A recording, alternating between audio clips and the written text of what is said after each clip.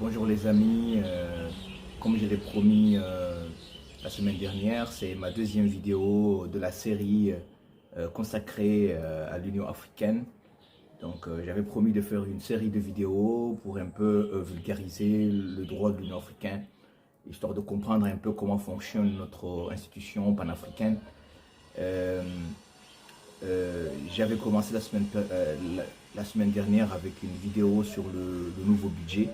Alors j'avais promis de faire aujourd'hui une vidéo sur la réforme institutionnelle de l'Union africaine. C'est ce que je vais essayer de faire de façon euh, très rapide. En fait, je vais pas trop m'étaler parce que c'est une très petite vidéo de quelques minutes. Donc l'idée c'est de vous faire comprendre qu'actuellement il y a une réforme en cours sur le fonctionnement de l'Union africaine. Alors, avant cette réforme, il y avait la première réforme qui a eu lieu au début des années 2000, quand l'UIA, l'Organisation de l'Unité africaine, s'est transformée en Union africaine. Et ensuite, cette première réforme a impliqué une révision des textes. On a revu les textes, ce n'est plus le même traité. On a pris un acte constitutif de l'Union africaine qui a été pris sous l'impulsion de différents chefs d'État, y compris le président Muammar Kadhafi. Mais aujourd'hui, c'est une nouvelle réforme qui a été entamée en 2016. En 2016, qui a comme objectif de rendre le fonctionnement de l'Union africaine beaucoup plus efficace et beaucoup plus efficient. C'est ça l'idée de base. Mais surtout de permettre à ce que les Africains, en tout cas les États membres de l'Union africaine, puissent prendre en charge le financement de l'institution de l'Union africaine. C'est-à-dire que le financement de l'UIA, de l'Union africaine, soit assuré dans le long terme par les pays membres de l'Union africaine, mais pas par des partenaires, comme on l'a si bien expliqué dans la première vidéo. Ce qui est important à saisir ici, c'est que cette réforme qui a été initiée en 2016 devait se dérouler selon un canevas convenu. Il y a plusieurs éléments qui devront guider cette réforme-là. C'est vrai que ça devrait atteindre un objectif qui était très précis, qui est celle de rendre le fonctionnement beaucoup plus efficace et beaucoup plus efficient, et surtout permettre une prise en charge de financement par les États membres de l'Union africaine eux-mêmes et pas par des partenaires internationaux. Mais cela devait se passer selon un canevas convenu. Et un des éléments qui ont été mis en place pour guider cette réforme, c'est qu'il faudrait surtout éviter une révision constitutionnelle, enfin une révision des textes qui régissent l'Union africaine. Il fallait tout faire pour éviter que les textes statutaires de l'Union africaine soient révisés, parce que ça allait être lourd, ça va être compliqué. Vous savez, si on révise les textes de l'Union africaine, après il va falloir que chaque pays membre d'abord apporte sa signature, ensuite fasse approuver la révision par ces mécanismes internes, très souvent par le Parlement, avant d'être promulgué et finalement être ratifié et déposé auprès de l'Union africaine. Donc c'est un peu plus lourd, un peu plus compliqué. Donc il fallait faire une réforme tout en tenant compte des éléments qui sont déjà là, sans trop bousculer les textes fondateurs de l'Union africaine. C'était ça la philosophie au départ. Donc du coup, au sommet de l'Union africaine, il y a eu un sommet. D'abord, il faudra que vous compreniez que l'initiative de cette réforme revient au président rwandais Paul Kagame. Alors, c'est lors d'une réunion, d'une session ordinaire, ce qu'on appelle le 27e session ordinaire de la conférence de chefs d'État qui a eu lieu du 17 au 18 juillet 2016 à Kigali. C'est lors de cette réunion des chefs d'État, je dis bien, qui a eu lieu à Kigali du 17 au 18 juillet 2016, que cette idée a été présentée au chef d'État par le président Kagame. Donc l'idée de base, c'était de faire en sorte que par cette réforme, on puisse rendre l'organisation beaucoup plus efficace et beaucoup plus efficient, en revoyant un peu comment on choisit les commissaires, comment on fait fonctionner les différentes institutions allant de la conférence des chefs d'État jusqu'au conseil exécutif des ministres des Affaires étrangères, mais également d'autres institutions de l'Union africaine. Mais surtout, c'est de faire en sorte que l'Union africaine soit financée de façon prévisible, durable, équitable et responsable, avec l'appropriation intégrale par ses propres membres. Ça veut dire qu'il fallait rendre ce financement, le financement de l'Union africaine, qui jusque-là était assuré en grande partie par des partenaires internationaux, faire en sorte que ce financement soit assuré par les États membres de l'Union africaine pour donner plus de souveraineté aux décisions de l'Union africaine. Voilà. C'était ça l'idée, l'objectif qui était en vue en 2016 à Kigali lors de cette conférence de chefs d'État. Et dans cette conférence, plusieurs décisions ont été prises. Entre autres, il y a eu d'abord une décision qui a été prise sur la mise en place d'une taxe de 0,2% qui doit concerner toutes les importations éligibles en Afrique. Donc, les chefs d'État lors de cette conférence de Kigali se sont mis d'accord pour instituer une taxe africaine de 0,2% qui doit être prélevée sur les importations de certains produits qui seraient désignés ultérieurement par les chefs d'État. Voilà. Donc ce jour-là, on n'avait pas arrêté la liste de ces produits et services, mais on avait juste arrêté le pourcentage qui était 0,2% sur des produits qui devront être décidés. Donc c'est une décision qui a été prise ce jour-là lors de ce sommet. Donc ça a été une décision très forte. Une décision très forte parce que pour la première fois, comme je l'ai dit, l'idée c'est de permettre à ce que l'Union africaine puisse se financer elle-même sans passer par des partenaires. Sans connaître le budget qu'on a, qui vient d'être adopté, comme je l'ai expliqué dans la première vidéo, qui est financé à hauteur de presque 70% par des partenaires internationaux, ce qui est une honte pour l'Afrique. Ce jour-là aussi, il a été décidé que on met en place ce qu'on appelle un comité des ministres des Finances. C'est un comité qui, à la base, quand on l'a créé en 2016, c'est un comité des ministres de Finances qui devait être composé de 10 ministres. 10 ministres, donc 10 États membres, deux États membres par région. C'est-à-dire que comme l'Afrique est répartie en 5 régions, il y a l'Afrique du Nord, l'Afrique australe, l'Afrique de l'Ouest, l'Afrique de l'Est et l'Afrique centrale. Donc c'est les cinq régions de l'Afrique. Chaque région doit au moins désigner 2 ministres qui vont siéger dans ce comité de finances qui aura un rôle à jouer dans la préparation du budget. Donc l'idée c'est de faire participer les ministres des Finances dans le processus de décision relative au budget de l'Union africaine. Parce que jusque-là, c'était les chefs d'État et les ministres des Affaires étrangères qui jouaient ce rôle-là. Aujourd'hui, on a décidé que après la réforme, après la décision qui a été prise à Kigali, on a décidé que les ministres des Finances, on va les faire participer dans la préparation de ce budget. C'est une manière aussi de faire en sorte que les décisions prises par l'Union africaine en matière de budget puissent être exécutées facilement par les États membres parce que leur ministre des Finances était associé. C'est ça l'idée au départ. Donc au départ, en Kigali, on avait décidé la mise en place d'un comité des ministres des Finances composé de 12 États, donc 12 ministres des Finances, excusez-moi, 10 ministres plutôt, 2 par région. Mais avec le temps, ça a été modifié. Hein. C'est passé de 2 États, de 10 États, comité de 10, à un comité de 15. Voilà, avec le temps, on a fini par faire on a élargi le comité jusqu'à aujourd'hui. Je pense qu'il est composé actuellement de 15 ministres en fait. C'est 15 ministres, donc dont 3 par région. Donc c'est 3 ministres par région. Et après, on a, si vous faites le 3 fois 5, vous avez 15. Donc on l'appelle aujourd'hui le comité F15. Donc c'est un comité qui va jouer un rôle important dans la préparation. Donc cette décision a été prise lors de la réunion de Kigali.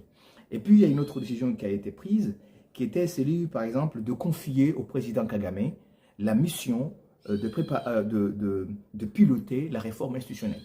Donc on a décidé lors de cette réunion, lors de cette session de Kigali en 2016, de confier au président Kagame la mission de piloter la réforme des institutions de l'Union africaine, dans l'esprit qui a été bien sûr énoncé, comme je l'ai dit, sans réformer les textes. Donc du coup, on a confié au président Paul Kagame, le président rwandais, la mission de désigner un comité d'experts qui va l'assister et qu'au final, au bout du bout, qu'il puisse se rendre lors de la session suivante, c'est-à-dire la session de 2016, qu'il puisse rendre un rapport avec des propositions. Et c'est les 3 grandes décisions qui ont été prises ce jour-là lors du sommet de Kigali du 17 au 18 juillet 2016. Donc cette réforme-là, qui a été initiée en 2016, a été parachevée en 2017 lors du sommet, c'est-à-dire 6 mois plus tard, lors du sommet du 30 au 31 juillet 2017 à Addis Abeba. Ce jour-là, le travail qui a été confié, la mission qui a été confiée au président Kagame a été effectivement restituée ce jour-là par le président Kagame. Et ça a commencé d'abord avant le sommet du 30 au 31, c'est-à-dire avant la 28e session ordinaire de la conférence. Il y a eu une réunion qui a été présidée par le président Kagame et qui a eu lieu à Addis Abeba, bien sûr, et au cours de laquelle le président Kagame, c'était le 29 janvier, c'est-à-dire une journée avant, 24 heures avant le début du sommet, il y a eu une réunion des chefs d'État qui a eu lieu bien sûr à Addis Abeba le 29 janvier 2017, au cours de laquelle le président Kagame a eu l'occasion de présenter le rapport, c'est-à-dire le rapport qui a été demandé par ses homologues. Il l'a présenté lors de cette réunion à Addis Abeba avec les réformes et les propositions qu'il suggérait. Le rapport a été intitulé l'impératif du renforcement de notre Union, recommandations proposées pour la réforme institutionnelle de l'Union africaine. C'était ça le nom du rapport qui a été rendu le 29 janvier 2017 par le président Kagame, dans le respect du délai qui lui a été imparti par 6 mois plus tard par les chefs d'État. Et la présentation a eu lieu le 29, ensuite le sommet a commencé le 30 et a fini le 31. Et lors de ce sommet, effectivement, des propositions ont été prises, que je vais essayer de vous les lire brièvement, parce que, voilà, donc d'abord, ils se sont mis d'accord lors du sommet, après lecture du rapport, après examen du rapport du président Kagame, les chefs d'État qui étaient présents lors de la 28e session ordinaire de la conférence d'État qui a eu lieu du 30 au 31 janvier 2017 à Addis Abeba, ils ont retenu quelques propositions. Entre autres, il y avait par exemple une proposition qui consiste à réduire un peu l'ordre du jour des réunions des chefs d'État, c'est-à-dire l'ordre du jour de la conférence des chefs d'État. Ils se sont mis d'accord pour ne pas examiner plus de 3 points stratégiques dans chaque session. C'est-à-dire les sommets des chefs d'État ne doivent pas examiner plus de 3 points stratégiques. Donc, il fallait réduire l'ordre du jour à 3 points maximum, à 3 points importants. Les autres points seront renvoyés à la réunion des ministres, ce qu'on appelle le conseil exécutif, par délégation.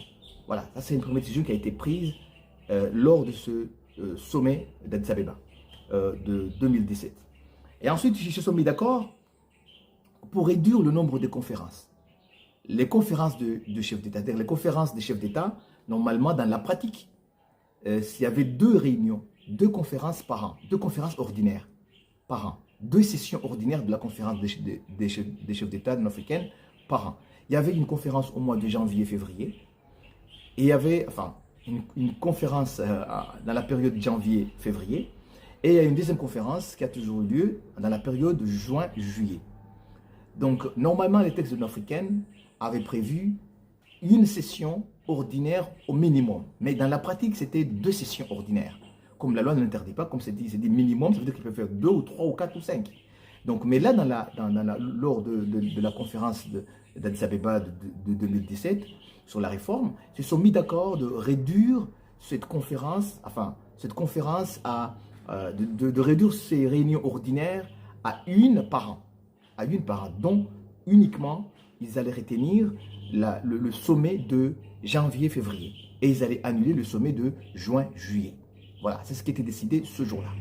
Donc c'est la deuxième décision la plus importante qui a été prise.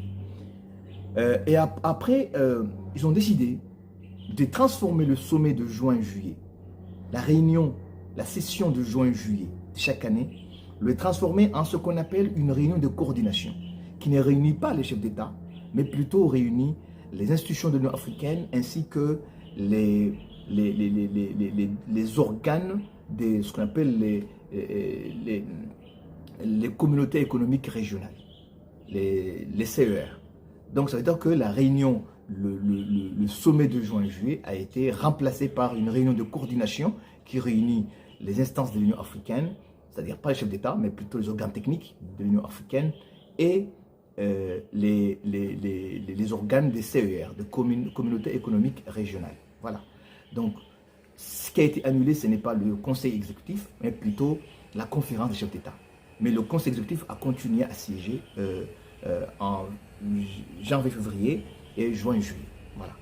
Et puis, une quatrième décision importante qui a été prise, ils ont décidé que la présence de ce qu'on appelle les parties externes dans les réunions des chefs d'État, dans les conférences des chefs d'État, ils seront réduits au strict minimum. Genre, on n'invitera pas des États étrangers, on n'invitera pas des organisations extérieures à l'Afrique que dans des situations exceptionnelles. Parce qu'avant, c'était ce qui se passait. Dans les réunions des chefs d'État de l'Union africaine, il y avait tous les pays étrangers, les organisations européennes, américaines, ONU, qui étaient tous là, comme si c'était leur réunion. Alors que c'était une réunion des chefs d'État africains. Donc, ils ont décidé de les réduire, de n'inviter ces parties externes que de façon exceptionnelle. Voilà, ça c'est une décision. Et puis, une autre décision qui a été prise, qui est la formation de ce qu'on appelle un troïka. Ce qu'on appelle un troïka des chefs d'État, pour assurer la continuité des décisions, la continuité de l'Union africaine. Genre, ils se sont mis d'accord pour que ce qu'on appelle un troïka soit trois chefs d'État qui sont le président en exercice, le président entrant et le président sortant. Ça veut dire que le président en exercice de l'Union africaine, le président sortant, c'est-à-dire le président qui a précédé celui qui est déjà en exercice, et le président entrant, celui qui va venir, puissent former un troïka, afin de s'assurer qu'une continuité sera assurée au sein de l'Union africaine dans le fonctionnement normal de celle-ci. C'était ça l'idée. Mais pour cela, pour qu'on puisse s'assurer qu'il y a un troïka en place, il y a une décision qui devait être prise, qui est aussi importante, c'est de permettre l'élection du président entrant un an d'avance.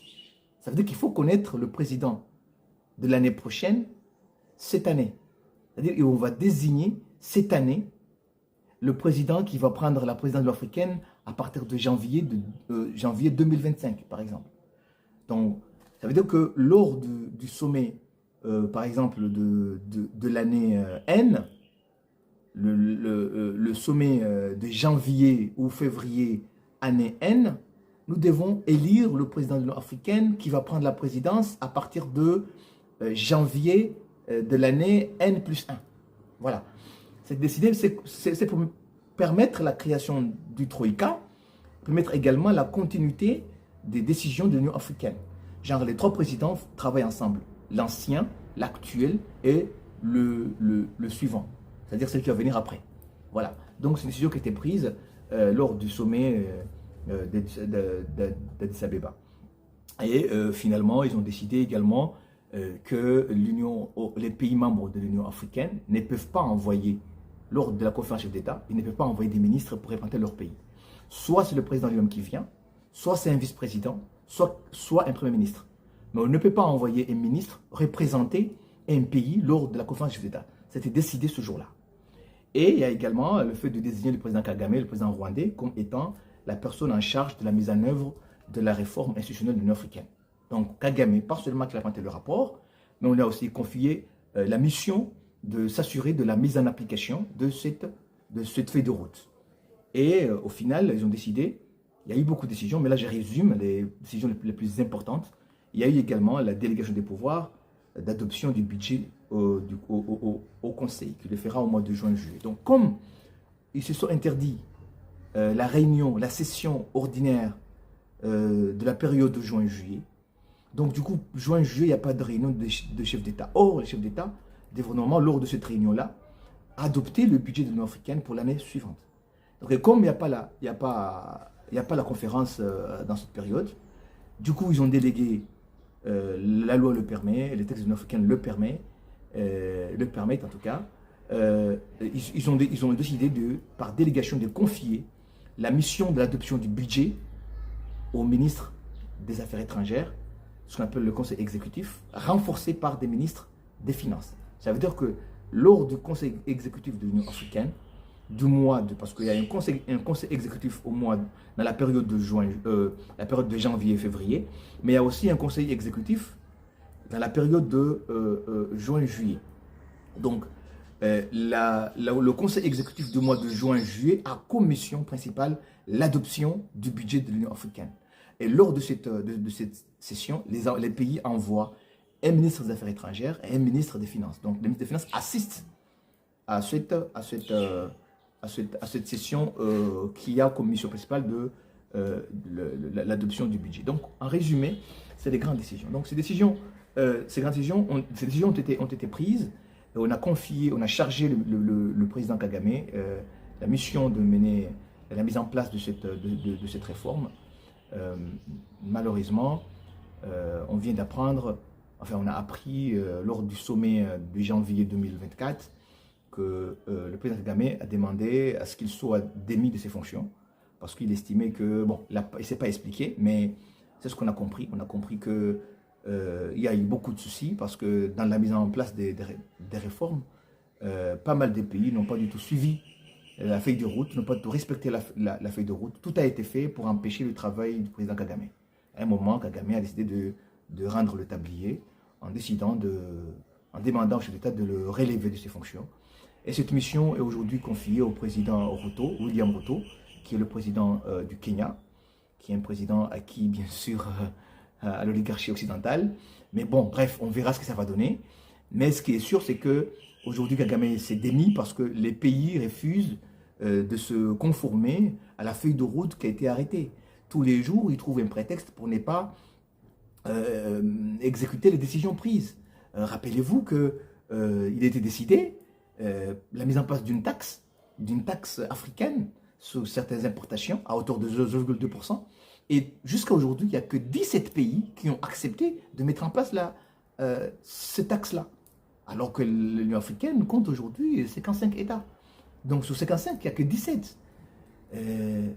Je rappelle aussi qu'on a continué, on l'a expliqué dans la première vidéo, que jusqu'à maintenant, le budget de l'Union africaine, malheureusement, il continue à être financé dans la même proportion, en tout cas financé par des partenaires internationaux, et que la part de l'Union africaine, en tout cas la part des États africains, est la même que la part, que la part de ces mêmes États il y a encore des années. Donc ce qui fait que si on n'arrive pas nous-mêmes à financer notre institution, comment pouvez-vous ou voulez-vous que l'Union africaine, une institution aussi prestigieuse, comme l'Union africaine puisse être respectée ou puisse avoir des décisions, puisse prendre des décisions indépendantes. Bien sûr que c'est lui qui paye, qui va imposer sa feuille de route. Et c'est ce qui se passe, et c'est ce qui explique la plupart de la crise dans laquelle nous sommes plongés aujourd'hui en Afrique, que ce soit dans le Sahel, mais je pense que même dans certains pays de la CEDEAO aujourd'hui, il y a quand même une espèce de malaise qui s'est mis en place, qui fait que effectivement certaines accusent l'Union africaine de ne pas se donner les moyens pour être efficace et pour être au service des peuples africains. Donc on va voir lors de la prochaine vidéo sur comment fonctionne l'Union africaine exactement. On va parler un peu des différents organes de l'Union africaine, quels sont les principaux organes de l'Union africaine et comment ça fonctionne, pour qu'on puisse effectivement mieux cerner ce qu'on vient de dire, d'expliquer tout à l'heure. Je vous remercie.